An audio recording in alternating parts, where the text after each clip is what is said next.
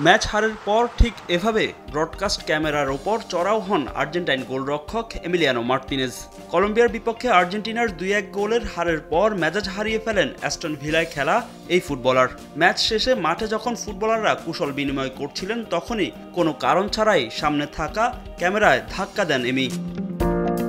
Match শেষের কিছুক্ষণ পরেই সামাজিক যোগাযোগ মাধ্যমে ছড়িয়ে পড়ে এমি মার্তিনেজের ক্যামেরায় চড়াও হওয়ার ভিডিও।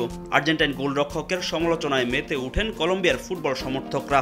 এর আগেও ট্রাইকালারদের সমর্থকদের তোপে পড়তে হয়েছিল এমি মার্তিনেজকে। ২০২১ সালে কোপা আমেরিকার সেমিফাইনালে ট্রাইবেকারে নাচের মাধ্যমে কলম্বিয়ান ফুটবলার ইয়ারি মিনাকে ব্যঙ্গ করেছিলেন এমি মার্তিনেজ।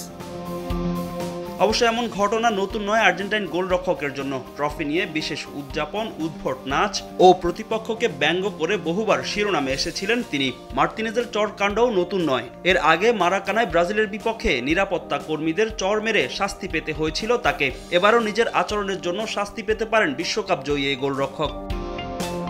এলো ভিশন মুশকিল আসান অফার। যে কোনো ব্র্যান্ডের পুরনো ফ্রিজ নিয়ে চলে আসুন ভিশন শোরুমে আর নিয়ে যান নতুন ভিশন ফ্রিজ। এদিকে হারের পর ম্যাচে রেফারির বিতর্কিত সিদ্ধান্ত নিয়ে ক্ষোভ প্রকাশ করেছেন আর্জেন্টাইন কোচ লিওনেল স্ক্যালোনি। পিছিয়ে পড়ার পর আর ম্যাচে ফিরতে পারেনি আলবিসেলেস্তারা, জানিয়ে চিন্তিত আর্জেন্টাইন কোচ।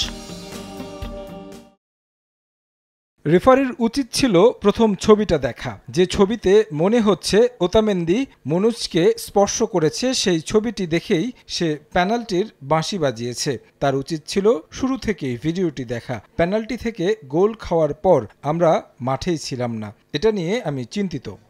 কলম্বিয়ার বিপক্ষে হারের আগে টানা ১২ ম্যাচ অপরাজিত ছিল আর্জেন্টিনা। দারুণ ছন্দে ছিল তার দল। তবে দলের হারের জন্য কলম্বিয়ান ফুটবলারদের কৃতিত্ব দিলেন স্ক্যালোনি। ট্রাইকালাররা দুর্দান্ত খেলেই জয় তুলে নিয়েছে বলে মন্তব্য করেছেন বিশ্বকাপ জয়ী কোচ। ফাহিম ইসলাম, সময় সংবাদ।